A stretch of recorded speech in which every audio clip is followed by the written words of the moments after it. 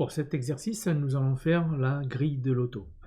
Tout le monde a joué un petit peu au loto ou sait comment ça marche. On coche 5 nombres et si au tirage ces 5 nombres sortent, eh bien on a gagné des millions.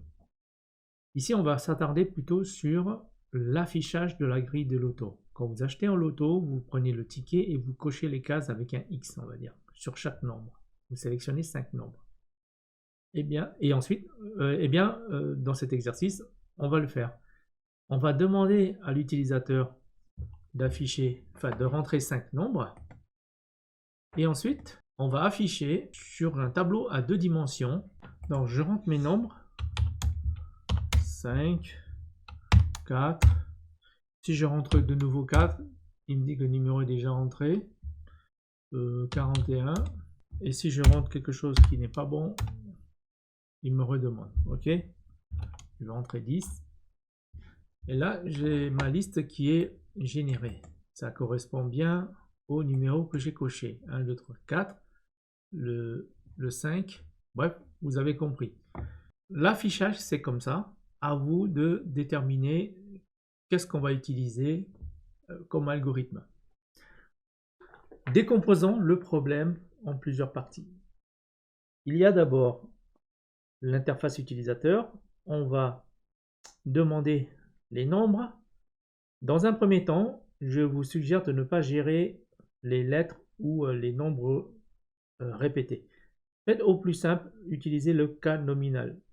Une fois que vous avez fait fonctionner, on va complexifier. Donc vous allez demander 5 nombres, idéalement on rentre 5 nombres. Ensuite, ces 5 nombres, on va dans une structure de données, vous avez compris ici, c'est une liste. Et bien là où il y a le nombre, on va le remplacer par un X pour dire qu'on l'a coché. Et après, on va l'afficher en 2 dimensions.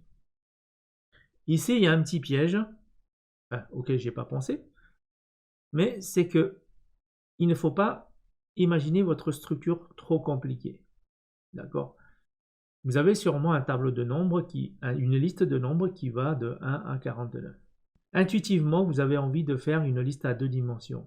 Mais est-ce qu'on peut s'en sortir avec une liste à 1 dimension? Est-ce que ce ne serait pas plus simple? Donc, je vous laisse réfléchir à ça. Sachez que un guide de programmation, il faut faire simple. Il ne faut pas se compliquer la vie. Ok.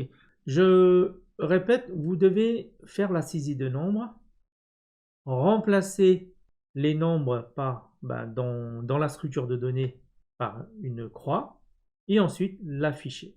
On va partir sur une liste à 1 dimension, je vous aide, et les numéros, vous allez bien sûr pas les rentrer à la main. Vous utilisez la boucle for, la fonction range et vous me générez ces 49 numéros. Et ensuite, à vous de jouer.